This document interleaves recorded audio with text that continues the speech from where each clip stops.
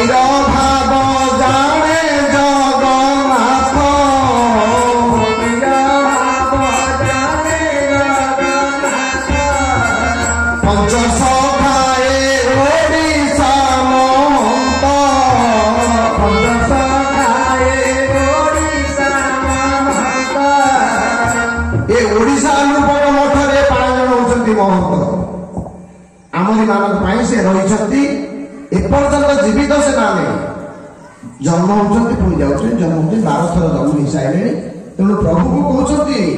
କହିଲେ ପ୍ରଭୁ ଆପଣ ଜନ୍ମ ହେବେ କେତେବେଳେ ବୁଝିଲେ କେବେ ଜନ୍ମ ହେବେ ଆପଣ ଜନ୍ମ ହେବା ପାଇଁ ଭକ୍ତମାନେ ଚାହୁଁଛନ୍ତି କାହିଁକି ମାଳିକା ବଚନ ନ ହୋଇବ ମାଳିକା ବଚନ ଆନ ହବ ନା କାହିଁକି ହବ ପର୍ବତ ଶିଖରେ ଫୁଟିବ କହି ଅଚ୍ୟୁତ ବଚନ ମିଥ୍ୟା ନୁହଁ ପୂର୍ବଭାଗ ବା ପଶ୍ଚିମେ ଯିବ ଅଚ୍ୟୁତ ବଚନ ଆନ ରହିବ ମହାପୁରୁଷ ସେଇ କଥା ସବୁ ଲେଖିଛନ୍ତି ଆମରି ମାନଙ୍କ ପାଇଁ 600-700 ବର୍ଷ ପୂର୍ବରୁ ଏହି ସାଧନା କରି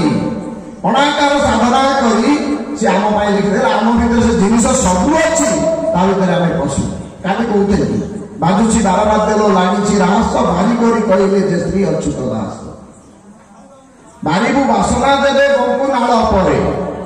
ବାଳ ମୁକୁନ୍ଦ ମୂରତି ବନ୍ଧ୍ୟା ମାତା କୋଳେ ବାଜୁଛି 12 ବାଦ୍ୟ ଲାଗିଛି ରାସ ବାରି କରି କହିଲେ ଯେ ଶ୍ରୀ ଅଚ୍ୟୁତ ଦାସ ଆମେ ତେବେ ବସିକି ଦେଖ କଣ ହେଉଛି ମୋ ମା ମାନେ ବାପା ମାନେ ସମସ୍ତେ ଦେଖୁଛନ୍ତି ଓଙ୍କୁ ଦେଖା ହଉଛି ଓ ଉପରେ ଅର୍ଦ୍ଧମାତ୍ରା ଗୋଟିଏ ବିନ୍ଦୁ ହବ ଓଁ ଉଚ୍ଚାରଣ ହବ ଆମେ ସମସ୍ତେ ବୁଝି ମହାପୁରୁଷ କାଟିଦେଲେ ତାକୁ ପରୀକ୍ଷା କରିଲେ ସେ ଏକାକ୍ଷର ପରୀକ୍ଷା ଅଣାକାର ପରୀକ୍ଷା ଅଣାକ୍ଷର ପରୀକ୍ଷା ତତ୍ଵ ପରୀକ୍ଷା ବିରାଟ ପରୀକ୍ଷା ଏ ପରୀକ୍ଷା ସବୁ କାହିଁକି କରିବେ କିଏ କେତେ ବାଟ ଯାଇଛି ପୁଅକୁ ପଠେଇଦେଲି ପୁଅ କେତେ ପାଠ ପଢିଛି ପୁଅ ଚାକିରି କଲା ଚାକିରି କଣ ଏଇ କାଗଜ କଲମ ଧରିକି ଚାକିରି ନା ସେ ପ୍ରଭୁଙ୍କର ଚାକିରିରେ କିଏ ଅଛି ଓମଟା କଣ ଓಂ ପୃଥିବୀ ତାରକ ବ୍ରହ୍ମ ଦଣ୍ଡକ ଅପବିଷ୍ଟମେ କୁଣ୍ଡଳୀ ତେଜ ରୁଦ୍ରାଞ୍ଚ ଅର୍ଦ୍ଧାଙ୍ଗ ଯୋଗ ରୂಪಿଣୀ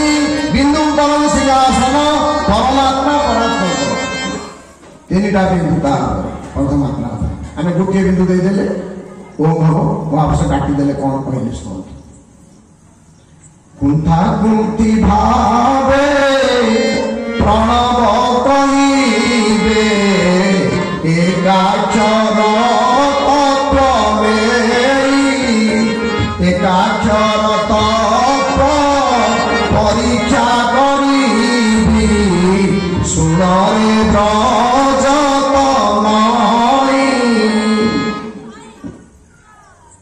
ଉପରେ ଆମର ଚନ୍ଦ୍ର ଦେଲେ ଉଚ୍ଚାରଣ ହଉଛି ଆମେ କହୁଛେ ଭୁଲ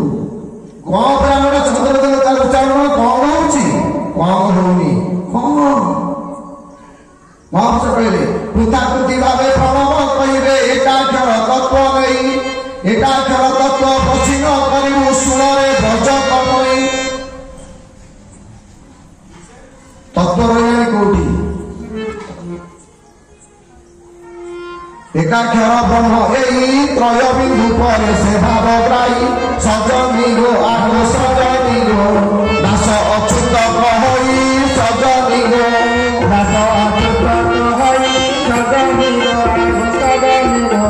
दास अच्युत कहई सजनी गो ओम पर ओम देखिकी 3टा बिंदुर अनुसार अछि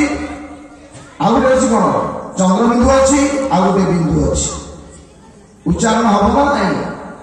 खाली जब वो चंद्र बिंदु देदेला उच्चारण हम कौन आसब कुंते ये कथा से महापुरुष कहले कुंता कुंती भावे प्रणव कहे एकाक्षर तत्व नहीं एकाक्षर तत्व प्रचिन करी शुणे ब्रज तम